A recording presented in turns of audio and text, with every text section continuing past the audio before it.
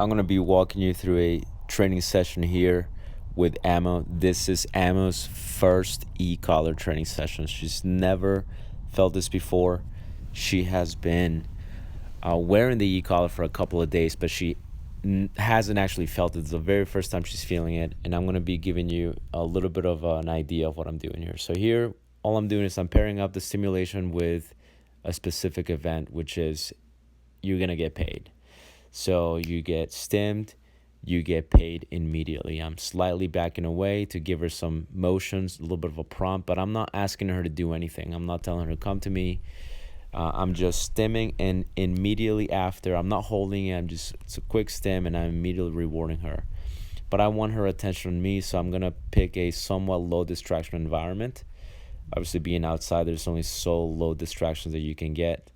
But here's another stim. You see this, I'm not asking her to do anything. I'm just backing away, and I'm feeding her. She doesn't have to be far away from me. She can just be practically right in my bubble. Quick stim, I back away. This is to call her attention towards me and immediately feed her. I'm not asking her to execute anything.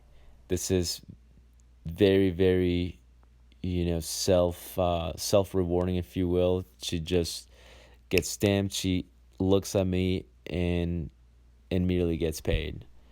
So not asking her to do a whole lot here other than pretty much stay engaged with me. But that's not the prerequisite. I'm not making her be engaged with me so that I can feed her.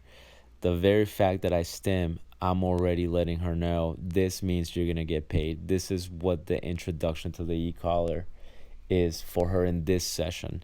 There are different ways to introduce the e-collar. There's a couple of other ways. There's leash pressure, there's escape conditioning, and then there's this way.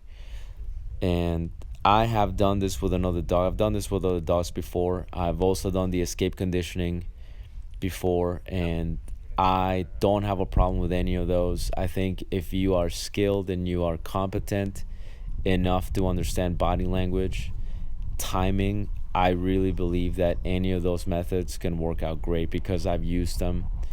And I haven't shut any dogs down. And it's not just Malinois. I've used it with other dogs, other breeds.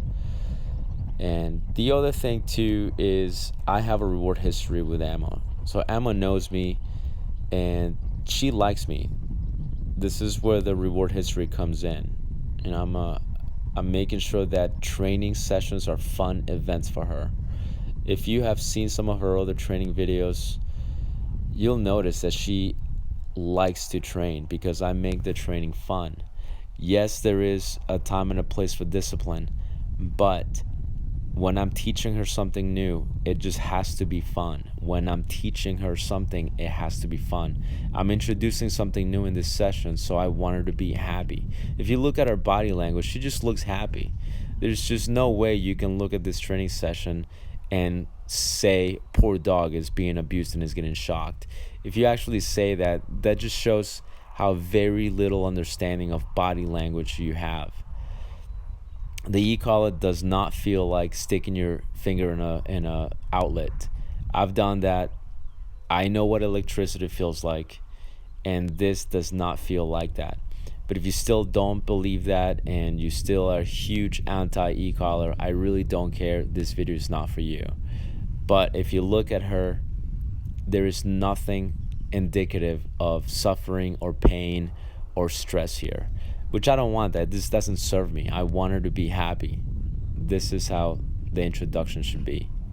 If you notice, I stopped giving you screen prompts as to when I'm stimming early in the video, but this doesn't mean I'm not stimming anymore. I've been stimming every time I'm feeding her. This means that I stimmed her just before.